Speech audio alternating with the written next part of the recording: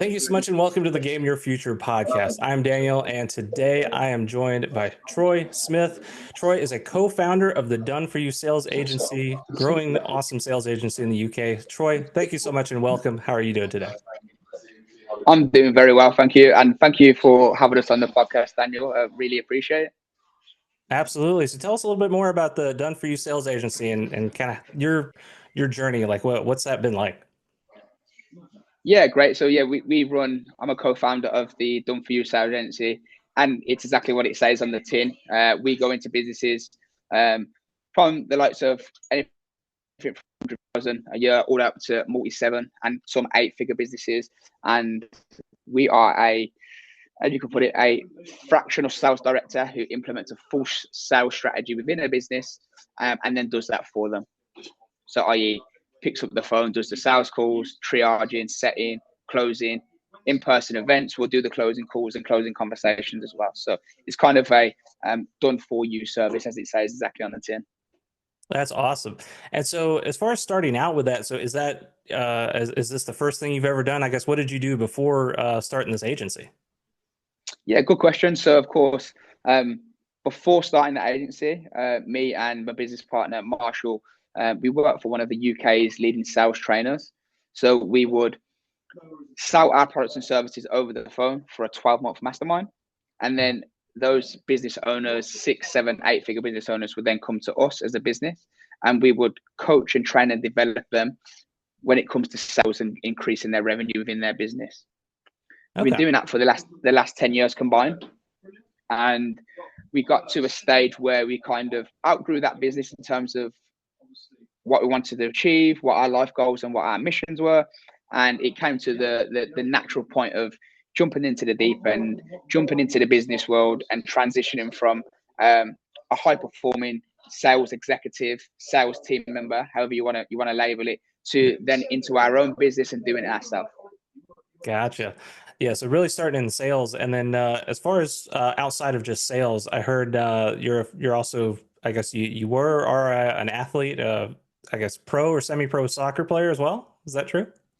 Yeah, so from a young age of 4 or 5, always had a passion for sports, and in particular football, i.e. soccer. Yep. And yeah, from a young age, family, friends in the local neighborhoods would be playing soccer and playing football, and just got the natural love and knack for it.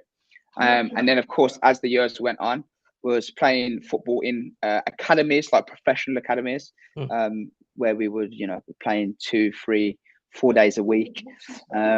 As the years went on through that, was playing semi-professional football, so making a bit of cash from playing football. But then you get to a certain age where you got to start thinking about how real money's coming in. Have you got the ability to be playing professional football or making a decent amount of cash from it? And the answer was no. So you have to kind of pivot and go and find a real job or start a business, and that's where it kind of got to. So the love and passion is still there in terms of watching football and playing football at a local standard, but in terms of the professional dreams, those sailed away, should we say. Gotcha.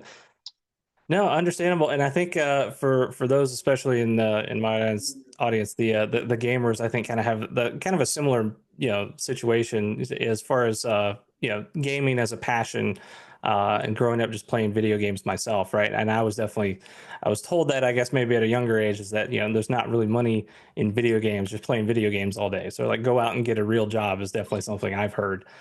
That I know a lot of my listeners have heard too. So it's so having that pivot, right?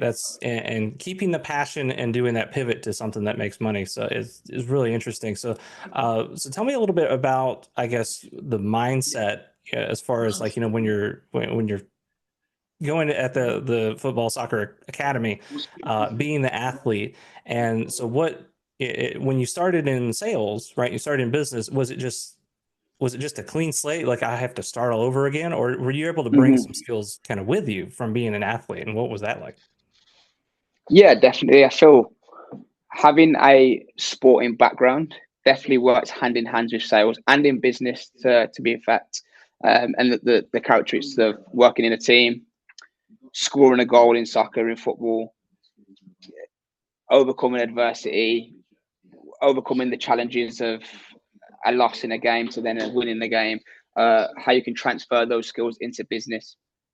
So, for example, and then also that element of win. So within sales, like converting a sale, winning a sale, however you want to label it, is the same kind of buzz and then the same feeling as scoring a goal within football, within soccer.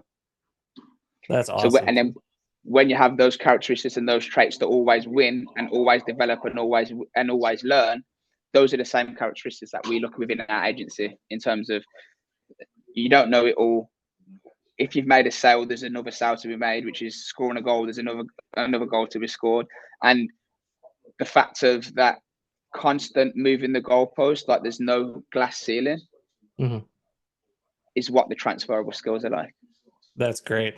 So as far as like you just the continue to keep going, right? Because the I guess the analogy, right, is the game isn't over, right? You can continually score goals, right? And I guess even in soccer, right, you play until the time runs out, but you can keep scoring goals. You can keep scoring goals. You'll keep trying, right? So you never Mm-hmm. stop. That's fantastic. So all right, so tell me a little bit more on so the celebration piece because I'm kind of curious to dive into that as far as because I think there's something that that happens mentally like when you kind of celebrate your successes, and I think in games and sports like it's very innate, it's very in tune, like the whole celebration of scoring a goal. But when we get into business, it's not like automatic, right? It's not just like, all right, you because in a game, whether it's video games, whether it's sports, it's a very clear like point system. It's like, all right, you got the point. It's very visible, and then everybody kind of cheers for that. But how do you celebrate those successes in business, like winning the sale?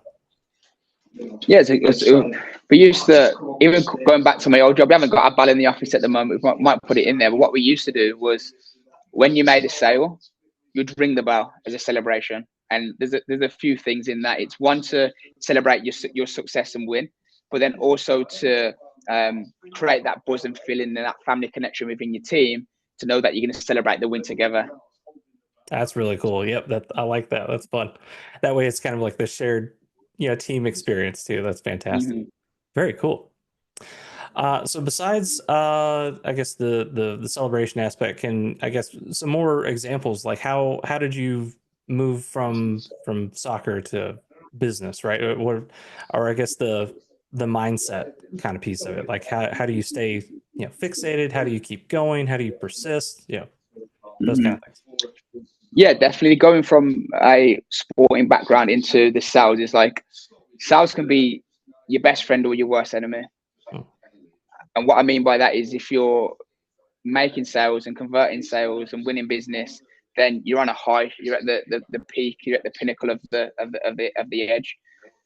When it's not going your way, when you're not making sales, and when you're having a tough time, you can feel down in the dumps, and you can feel like you're losing a battle, and it can get very tough.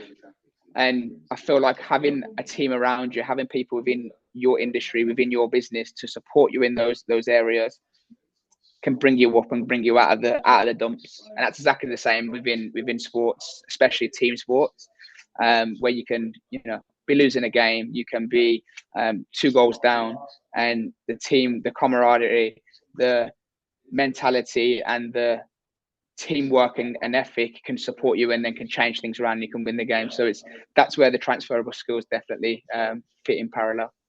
That's fantastic. Yeah, I love that idea, the teamwork to be able to the camaraderie to bring it, as well as like that perseverance to keep going, because I think that's something that gamers understand very well, right? Because it's granted it's a little bit lower stakes in the video game, right? Where you continue to try, you lose, you game over, whatever, you just hit continue, keep going.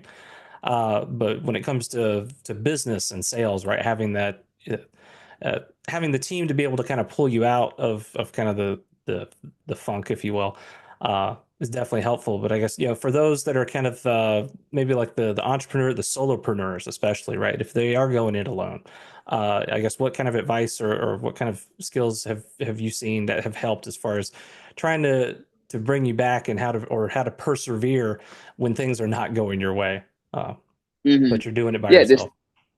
there's there's different characters, there's a different answer for different parts of what that looks like. So more of a psychological part is to some of the things that you can put into place when things aren't going your way. So i.e. the structure of your day. So say, for example, if you're into fitness and into training, then you can use that to at the start of your day to ensure that you're going to have a better day. When it comes to your calendar and your schedule and your structure, then you can start to have times where you might be 45 minutes on, 5 minutes off, have that break, get up out your seat, get some fresh air, get a drink, and change your flow state, and then get back into it again. Also, on the flip side, if you're a solo entrepreneur, then it's more about your peers. And what we're massive is investing into your peers, masterminds, Mhm. coaching programs, where even though you're a solo entrepreneur, you can then have outside support and help in all different areas, whether it's direct towards your business, whether it's towards personal, and having that other element, even though you're a solo entrepreneur, that you can have other people who are doing, you can create communities outside of your business. Gotcha. So basically saying that even as a solopreneur, like the one person within your business, there's no reason to say go it alone at that point, right? Having these masterminds, having coaches, mentors, anything really to help pull you along. Mm-hmm. I love that answer. That's really good. So one other thing I wanted to ask about was the kind of the in a gaming sense, there's the concept of kind of like leveling up, right? We're trying to constantly improve ourselves and trying to beat the next boss, beat the next level. So what would kind of advice would you have as far as, just kind of continual like self-development, self-improvement? Like how do we continue to Mm-hmm. get that edge and get ahead like in business? Yeah, great. I'll do two different scenarios. One scenario is as a sales team member within our business. We have the same, whatever you track and measure grows. So when you've got KPIs, metrics, and goals to achieve, which are not easy to attain, but they're just outside of your comfort zone, if you've got them there to track and measure and someone holds you accountable, there's more chance of you achieving those goals. Gotcha. I love that. That's actually one of the mantras that I was taught as when I went through an MBA program, and that was the mantra actually like what gets measured gets rewarded, and what gets rewarded Mm-hmm. gets done. Right. So just having those KPIs, having those metrics, and being able to incentivize around them, especially that you can kind of drive behavior for whatever, like for a sales team to say like, hey, more sales equals more reward. Uh, it seems simple, but like you would be surprised, just how many people don't track or don't track enough, right? So, Mm-hmm. and I guess where have you found kind of that balance as far as like trying to certain metrics to track versus because I don't know if you necessarily want to track everything, right? Because then you kind of your focus is kind of scattered, right? But what are some of the I guess the key KPIs or the key metrics that you guys follow? Mm-hmm. Yeah, like you can do a track and keeping your metrics and keeping your track overload, and it can be of a disservice to the goals that you're looking to achieve in your business. But the things that we would track is that we would, and as we have done, we would sit down and identify the top 3 to 5 goals and attributes that you want to achieve within the next 12 months, Mhm. and then we will reverse engineer that. So then once you've got our top 5 things, which might be revenue growth, team growth, the values of our business, and then also like the branding of our business.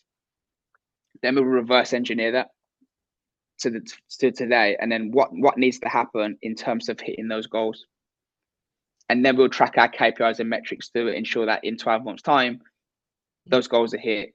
Then we'll have milestones and due dates. So then we'll check in on a monthly basis to ensure that we hit the milestones and due dates for that quarter. Okay, so I guess what another way to say it is that so you're using kind of the KPIs and the metrics to really drive a specific goal at the end of the time frame, right? So Mm-hmm. I guess would you recommend or you say you not recommend necessarily just tracking things to track them, right? Like just tracking Mm-hmm. top line revenue, right? Does that really matter unless it's do you need something more goal oriented? I guess is my question. Yeah, definitely. I think like you can track and measure anything, but if there's no um, end term goal which has absolute value towards you, then you're just tracking and measuring for the sake of tracking and measuring. When there's intrinsic motivation as well as the external motivation, Yeah. when you hit that goal, it becomes more glorious. Gotcha. I love that. That's something I know that I could do more of too, and I know that's definitely something as far as like the gaming mindset, because at least the game, the incentive structure, everything's kind of pre-built into a game, so it's just trying to take Mm-hmm. that out of the game and say like, what things do you need? And so I really love that as far as driving to a specific goal, and then reverse engineering and putting the metrics in place to drive that. That's really cool to me. So Mm-hmm. very cool. So I guess uh, let's say another question. So just as far as this kind of yeah, so I want to go back to kind of your your business doing the done for you sales agency. So what kind of I guess success, if you can give examples, or even more generally, just kind of what you guys do, how can you help, and who all can you serve?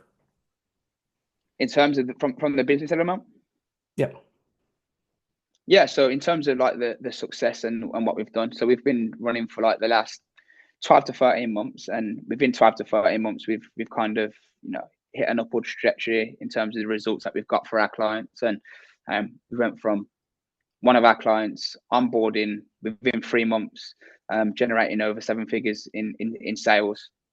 Wow. Impressive. Yeah. Very cool. Okay. So I guess I wanted to kind of wrap up here as far as yeah, for this particular episode, this podcast, but just wanted to understand more about like so the Done For You sales agency. So where can people find you and your sales agency if they wanted to contact and get in touch with you? Yeah, definitely. So there's two main areas: our website, which is the doneforyousalesentry.com, and our Instagram handle is dfysa underscore. Okay. Very cool. And then, so I know you're not necessarily a video gamer yourself, but if you had to pick one video game that would be your favorite that you're interested in, what would it be? FIFA. FIFA. Yep. That's perfect. Yeah. And they make a bunch of those too, so that's very good. Well, very good. Well, thank you so much, Troy, for joining us. This has been fantastic. So, done for you, sales agency. So, gosh, can't thank you enough. This has been really cool. So, guys, thank you so much, and I'll see you in the next one.